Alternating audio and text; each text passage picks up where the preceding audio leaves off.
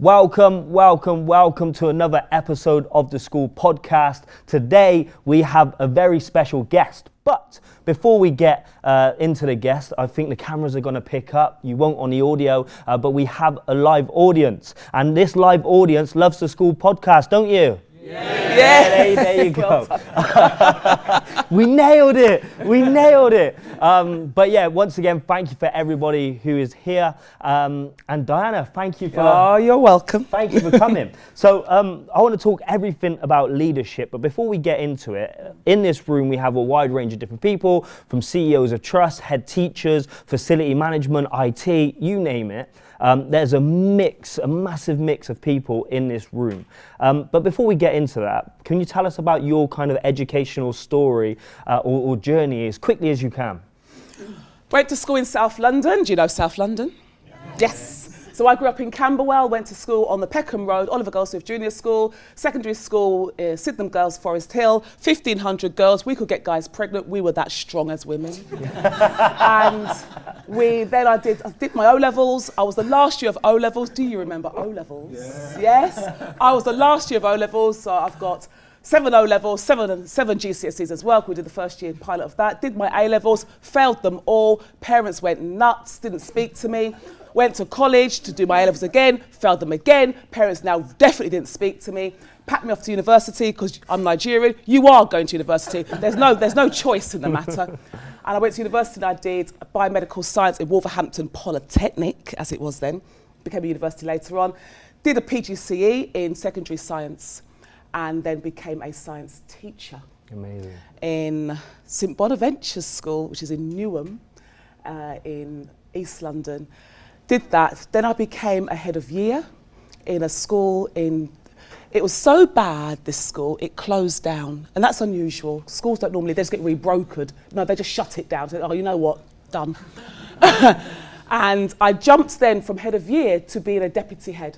I missed what we would call then the senior teacher stage, now called the assistant head stage, went straight to being a deputy head. I was 28. I became deputy head of a secondary school in North London. Fast forward 10 years, became the head. Then I became an executive head, lead inspector for Ofsted, did that for a bit, coaching heads, coaching leaders, and then I set up my own company, Courageous Leadership, where I now specialise in coaching head teachers and leadership development. That's me. So I think we've got a caption already, haven't we, for the title? What was it? Courageous Leadership. No, we are so strong, we make men pregnant. We can make men pregnant, something like that. That's all I picked up from that one, okay? Yeah. So talk to me, what does courageous leadership look like? What is it? What's the meaning behind it? So when I was 10 years into my headship, 6 years into my headship, I was at an Ofsted conference, I was an Ofsted inspector at this time, talking to a colleague, and she said, oh, I've resigned. I now have my own company. I do this, that, and the other. And I was like, you are leading my life. That's exactly, I want to have my own life like that. I've been ahead for a long time. I've been in that school for 16 years. And by now, it was becoming a little bit rote. You know, when you've been round the cycle a couple of times and you think you know it all, but you don't. The caretaker knows everything, you know nothing. And that's a dangerous position when you think you've done it a couple of times. So you're not as fresh as you were. It's dangerous for you, dangerous for the organisation. And I didn't know what to do about that feeling, so I pushed it down and just carried on and came into work, and I was my terrific self, but I was getting staler by the term. And when I was speaking to this colleague at Ofsted conference, it was like, okay, that's my cue. So I got on that night and I said to my husband, I've resigned and I'm going to set my own company. He's like, oh, I've just ordered a new car. You can unorder the car. I've resigned. We're gonna do this. Wow. And I said to my governors, I'm resigning. What have we done? Why? There was no reason to do it. Normally, a head resigns when something's gone slightly wrong, or there's a big thing. My thing was I need to be who I'm called to be, which is a little bit more than this. I want to influence on a higher scale, larger scale. I want to influence more young people's lives. And I'm doing it year group by being a head teacher. In those days, multi-academy trusts weren't a big thing. although I would have probably gone down the CEO route, but it wasn't a big thing really. And so I left, and that September was my first September in my life where I wasn't either going to school as a child or leading a school. So I went on a cruise, because that's what you do. And I went on a cruise by myself, because my husband was assistant head, and he's like, oh, what's going on here? Went on a cruise, no children, it was fantastic, just old people and me on this cruise. It was brilliant, I loved it. Like, this is the life. Got off the cruise, like, okay, I've got no salary coming in. Oh God, I'm skint. I've got no clients. This ain't courageous, this is stupid. What have you done? Thankfully, the phone rang and I began to start. Courageous leadership is about doing what you are called to do, fearful or not, but doing it in a way that makes sense and is intelligent. I'm not asking you to become foolish or reckless. I'm not even asking you to become fearless, because when you're without fear, you step into arrogance really quickly. I'm asking you to answer the call on your life, whatever that call is. Build support, build alliances, build allies, build a tribe so you get the work done, but don't go to the grave and take your potential with you. Wow. And that's really is my call. I refuse to die. I mean, point blank, I'm just not having it. But I've already told God, hello? I refuse to die. And on my grave, it actually says something like, here lies Diana. Her potential is with her. I want it spent in the earth. In my grave, just bones and good shoes. That's it. Yeah, so answer the call on your life. And if you need support, if you need help, get it, for sure. But don't die and fall short. Okay, so there'll be some people in this room who are currently going through a really challenging time. Mm-hmm. They may be in a similar position to what you was when you came off the cruise, maybe not broke, but what advice would you give to somebody who's going through a difficult time, who's trying to, I guess, be in a similar position to you with your energy, with your focus, with your mission? Yeah, what advice would you give somebody who's going through a tough time? So you see this, 6 foot tall, 17 stone, I can deadlift 140k, right? 6 foot tall as well, by the way. I can't quite touch the floor, but don't laugh. You see the strength, you hear the confidence, but what you don't see is the tribe behind me. Wow. And if you're going through a difficult time, don't do it on your own. That's suicidal. Your hair falls out and you get eczema. That doesn't make any sense. She's really going for me today. She's just... Right, build a tribe. Build a tribe. Anybody in? Build a tribe. Do not attempt life on your own. Life, leadership, personal life, just don't do it. It's too difficult. We are not built like that. We are built as social creatures. So look for quality support. The elders are there. The veterans are there. Those who've been through are there. We are here. And if you reach out, we will answer the phone, we'll answer the email, and we'll come and support you as you pick up and begin to move into what is your destiny. Try and do that on your own. I guarantee you eczema, rashes, depression, angina. You can just keep going because you start to eat too much. I've been there. Where you start to feel the difficulty with food, or you start to do something to excess. Again, I've been there. And actually, the calling doesn't get answered. All you do is just tire yourself out trying to answer the call when you could have done it with some help. Sorry, sir. I'm supposed to control this. I'm a head teacher. Go on. Go on, young man. So the question is, how do you get head teachers who are used to sitting in a silo to come out and say, I need help, I need support? Before the day of crisis, am I right? Because they move to that crisis state without ever coming out of that spot. Some of this is our fault. When we have set heads up as the guru of the school, we have set around a culture where the ultimate wisdom sits in that one person's brain, and that's a heavy responsibility for any human to carry. That doesn't make any sense. So we have to recognise our part in this. I coach 40-odd head teachers every year. I don't wait for them to call me. So they've all got their appointment. Here's the link, book in when you're ready. and we get to the end of the year, oh, I need to use up my 5 sessions. I will go to them and say, tell me what's hurting. Oh no, I'm fine. Stop lying to me. Tell me what's hurting. Personal or professional. I'm not going to become your counsellor because I've not got a degree in that, nor your social worker, nor your therapist, but I can signpost you. I'll walk with you in your hand in hand as we go to that signpost, and you get what you need if that's what you need. So I don't wait for them to tell me they need help. I assume you're doing a difficult job. You're going to have challenges. There are staff who hate you, who think you're a muppet, even though you're not. There are staff who love you but are too scared to say that, and you are carrying the weight of young people's lives on your shoulders. Tell me what's hurting. If you wait for them to say, they won't say. They won't say. But if I sit you down, we're in Costa Coffee, there's no one here but me and you. It's Auntie Diana. Now talk to me. Do you feel like you have to reach a certain level of pain to then start reaching out?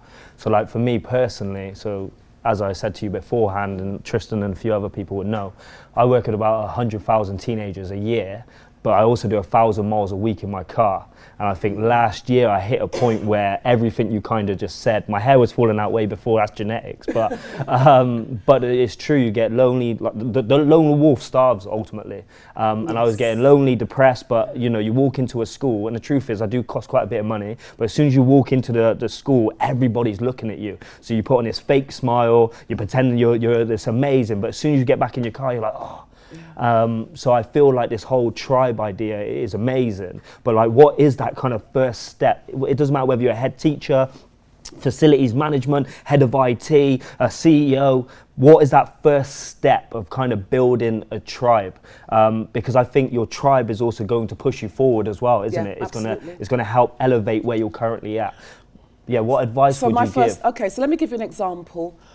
I was head teacher and I was suffering. There's no other word for it. Yeah, doing redundancies on a massive scale. I'm 39 years old. My first headship. We've got to reduce the deficit from 450k. The governors want them, they want their money back all of a sudden. Yeah, and the situation was toxic. Was a good day.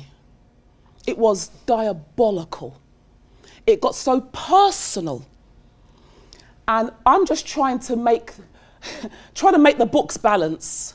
I'm just trying to keep the school running. We've got these young people here, by the way. And when people are fearful, people behave in totally irrational ways. So my staff were acting up, let's just call it that to be polite. So I was in difficulty, and I would come home. I not long got divorced to some muppet that I happened to marry, but anyway. I've not long got divorced, so I'm going through it, yeah?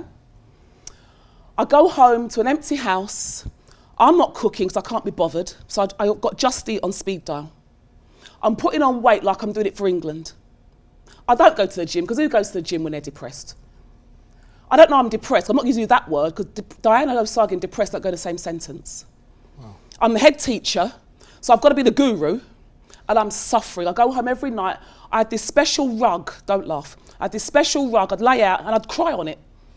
It's just saved my new carpet, basically. Just this where I could almost snot in my tears. I'm on this rug crying, and I'd roll it up and go to bed. Wow. And this was the reality of my life, night after night after night. Then the weekend would come. Hallelujah for the weekend, yeah? You go to church, you roll up and down, you do the Pentecostal thing, you're back there on a Monday morning. Then I began to set up my tribe, because I knew I cannot do this alone. Girlfriend, Denise Hillerman, she was an assistant head. There was 2 of us, and we started a women's group with 2 people, right? So we had a WhatsApp group, and we started just talking to each other on a Wednesday evening. That was it. That was the group. That was the tribe too. Then one more woman, then another, then LinkedIn gets on. Now there's about 45 of us. All we do is have dinner twice a year, a business chat once a month, and then we talk in the group. We're all professional, we're all at the top of our game. We'll put in the group, here was last week's message, don't laugh. My edges have gone. Do you know what that means? See, don't laugh, babe. As a black woman, your edges are here. But we do these hairstyles that pull our edges out. When you get stressed, your edges fall off. Don't laugh, it's just how it happens. In the group, my edges have gone. In comes flying all these Botana oil, shea butter, this, that, and the other. Advice, yeah? In the group, if I have to stay with my husband one more day, I will be done for murder. It won't be manslaughter because I'd have meant it. In comes advice. Pack your bag, come and stay with me for a week, just so you don't get done for murder. Because the issues weren't even about the headship. It was life. It was life, and I had no one to do life with. So I had to build a tribe. I started with one girlfriend and a WhatsApp group. You don't have to wait till you're Steve Jobs or Steve Bartlett. You've got a great big tribe. 2 people, that's a tribe. Amazing. Wednesday night we meet and we talk. That was it. Amazing. Anyone got any questions? Shall I keep going? Any questions? Right, just put your hands up if anyone's got any questions. So what is one of the biggest challenges you see leaders face at the moment in education? What are some of the key, is it things we've already covered, the personal stuff, is it life? There's loads more. I think there's a mindset that we struggle with. We try, I'm talking about, when I say we, I'm talking about head teachers and CEOs. We try to be the answer to everything. Because young people present with a cacophony of life, and we try to be social services, food bank, the creche, social workers, educators, motivators, parents. We try to be everything. And we are qualified. I'm a head teacher with a science degree in biomedical science. I've got a master's in education. I'm qualified for this stream. And here I am trying to answer your needs, which come in all of these arenas. And it's not possible. It's not. But we try. And in that trying, we spend our resources, we spread ourselves thin, we ask our staff to do the same, and then parents' expectation is built up because they expect the school to sort it out because they come. I've got no housing. I've got no car. The washing machine stuck and the uniform stuck in it. Whatever it is, I now become the answer to your life.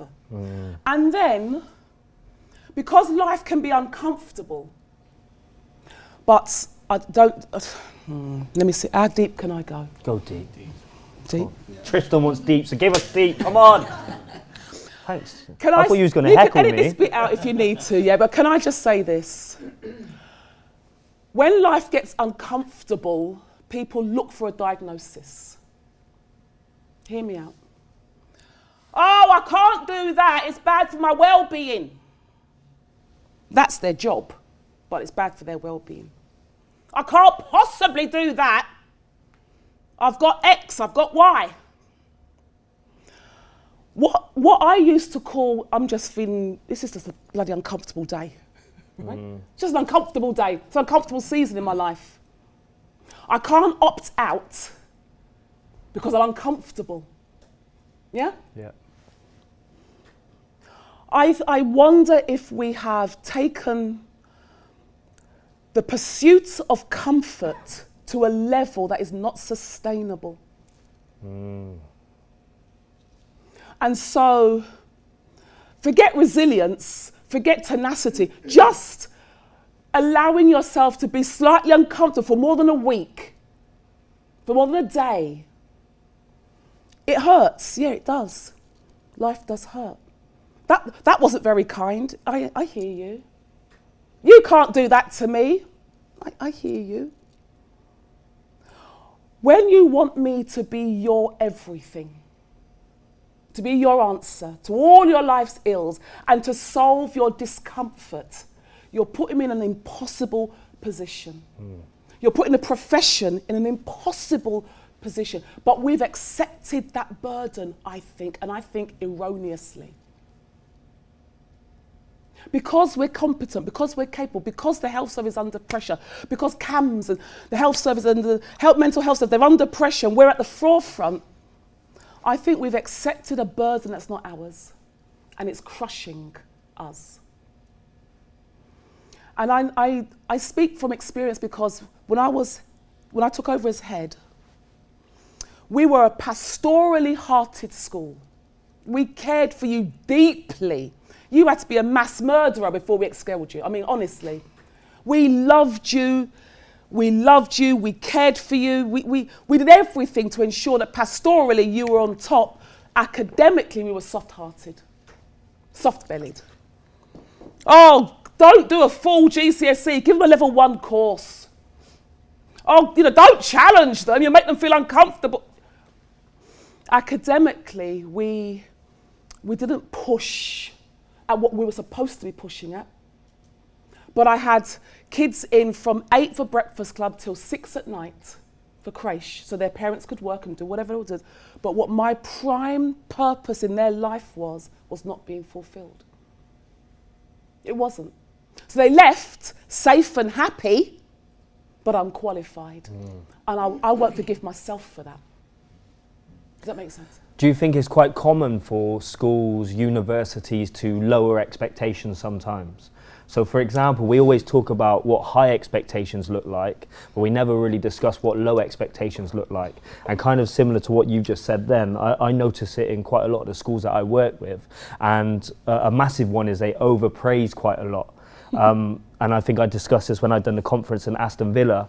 Like, for example, I do it at home with my 6-year-old to put his coat on. And I'm like, oh, that's amazing, well done. But kind of when you overpraise, your kind of expectation is like no hard stuff is expected of them, which I think is a massive thing that I see in education. And I know we don't just have teachers in this room today, but how do we kind of raise expectation, raise our own personal standard? Is it through that idea of you have to be uncomfortable, where we avoid it, and most of the time when we avoid something the problem gets bigger?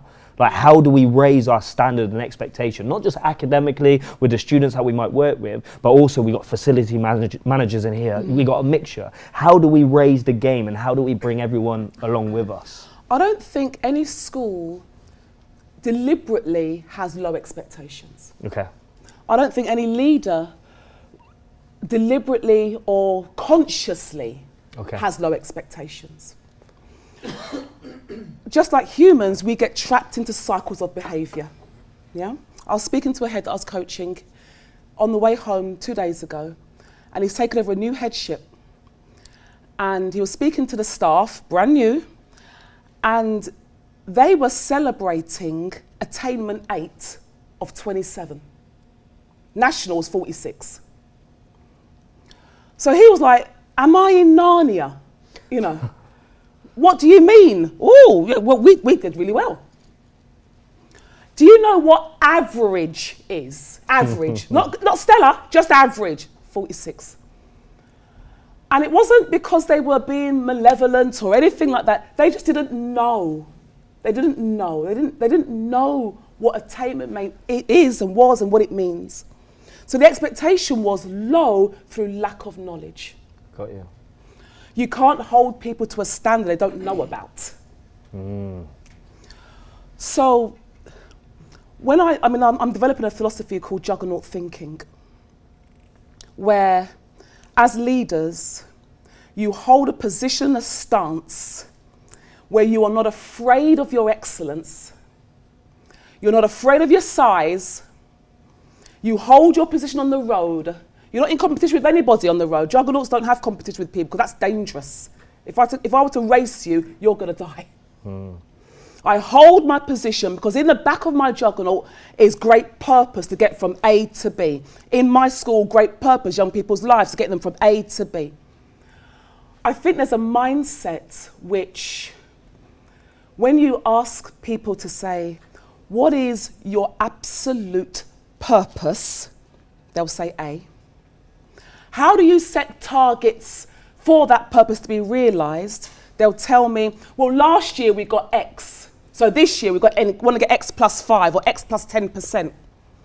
And I say, but you are baking in low expectation. What do you mean, Diana? You are using your past to bake in the target for the future. I was married to a Muppet, couldn't stand the brother after a bit. Now, do I set him? He's still alive. Can I No, yeah, he's alive. He's all right. So you did go to your friends for a week. Right, good. I went back to mummy's. All right. But if I use the past to set the bar or the achievement target for my future, I've married the wrong guy again. Got you. Do you see it? So you don't use your past to set targets for where you're going. What is possible, that's what I'm setting my target against, not what has happened. This is a different way of thinking. So nobody goes to work and says, I have low expectations and I hope they're realised. No one says that. But there are ways of thinking that bake in low expectations to the way you work. Okay. Yeah? How do you then bring that level of standard and expectation to your team? So mostly everybody in this room probably manages somebody. How do we, we may be struggling with a team member who would just not hitting the levels that we need. Apart from just firing them, if that is an option, I don't know. What is a level we can raise the game? Is that an option, firing them? Yes. But before we get to that stage, you have to realise that some people do not share your motivation. No. Okay? We're not a team. We happen to have the same title: science teachers, middle leaders, senior leadership team. We've got the same title. We might share the same working space, but actually a team is a group of people with complementary skills working towards a common shared goal. And if I don't know you very well, I know you're head of chemistry, right? Oh, thanks. Yeah. So I know what you do. I know where your talent lies, but I don't know you. You don't know me. I'm head teacher. You know my title. Yep. So you've got an idea, but we don't know each other. Outside of relationship, nothing happens. Nothing happens. So if we don't share a relationship where I know you and your motivations, I know why you're here, and those motivations align with the purpose of this team, then we've got a chance of making something happen. But let's say, back in the day, I don't know if it's like this anymore, but maths teachers were hard to recruit. Are they still hard to recruit? I've got one up my sleeve. Come and see me if you need a maths teacher. And science as well. And I've got a maths teacher. He teaches maths, business studies, ICT and computer science. If you need one, just let me know. I've got loads in my pocket, but anyway. Back in the day, hard to recruit. Literally, someone walking past, she said, can you add up? Yes, right, get in, you're head of maths. It was that, difficult. So we recruit and retain based on a skill set, not based on purpose. But I've got to get the job done. Yeah? But then as the leader, I have to realise why you are here. You're here because you like the holidays and you live close by. This works for your life. Does that make sense? Mm. So I understand the level with which you're building. Other people are here because we genuinely share this purpose, this calling. With that, I can build something special. So you don't get the handyman to put in your new bathroom just because he says he's handyman. Yeah? You get the guy or the girl who knows how to do the bathroom. Otherwise, you're going to get a botched job. Does that make sense? Yeah, of course. Because you say you're on my team, I may not be able to build with you. But when I recruit next time, at interview, I don't ask you, what is the difference between leadership and management? Because you can Google that. But I ask you about your competencies and your skill sets and your flair and your talent, because I need to know, can I build with you? Does that make sense? So I interview differently.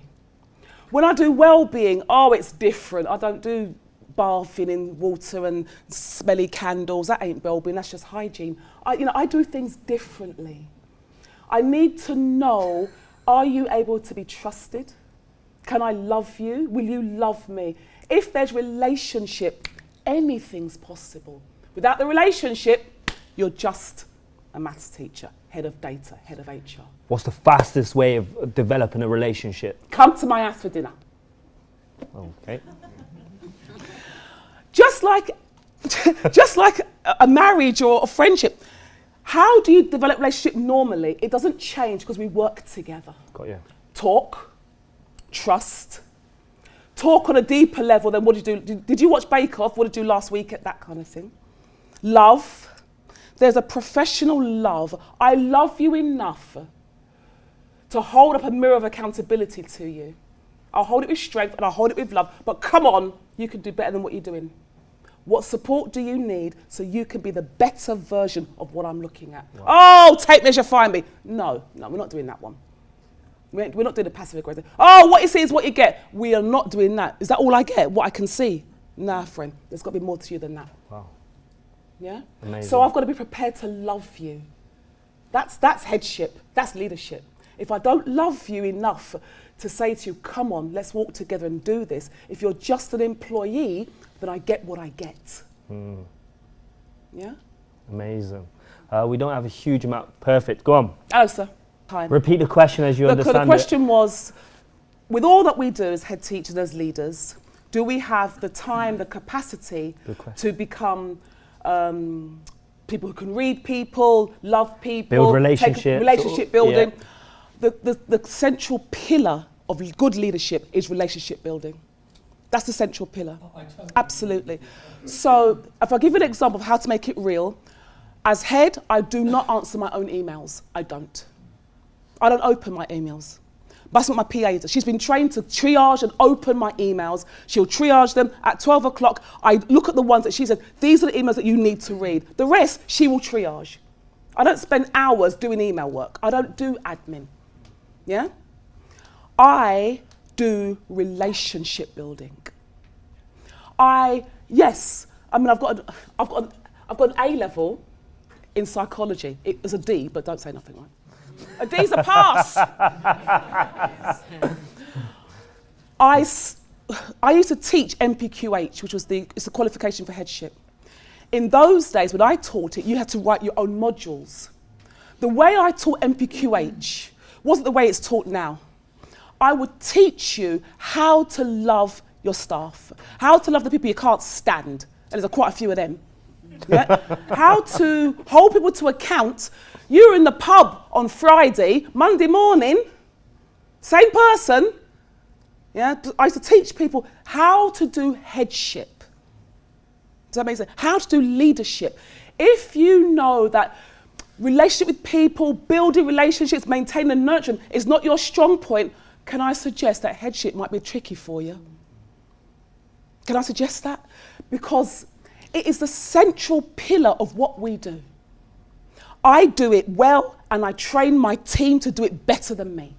That's what I am for as head. Yes, I teach science. I taught all the way through my headship. Yes, I do the governance stuff. Yes, I do strategy meetings. But where I can, I am ruthless with delegating admin. I don't do it. A parent will write to me one long email, or complaint, whatever. I will just say, your comments have been noted. 5 words back. You have got time to sit there and write all of that. That's your life, my friend. Or go on ChatGPT, that might help you out as well. Now, I forget, now we have the AI thing to do it. We've got to move on. Next question down here. I think when you have multiple leaders, the clarity that you need is immense.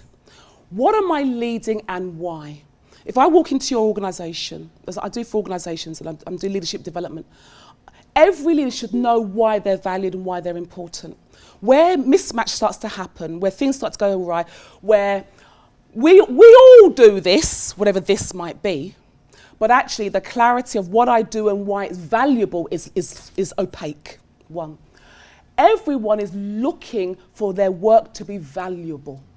Nobody wants to be head of posters. Do you get me? One, value me through what you pay me, all right?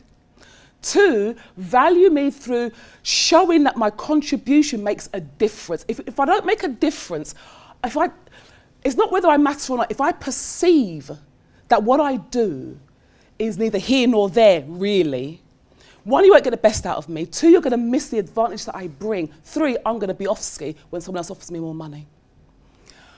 When you are leading lots of people, decide what you are for and people don't, when I'm teaching leaders, what is your job as CEO? If you are, and be honest, if you are there to ensure that we make money, at least own it. I work with international schools. They're a business. Bottom line, they've got to make money, right? That's what I'm for.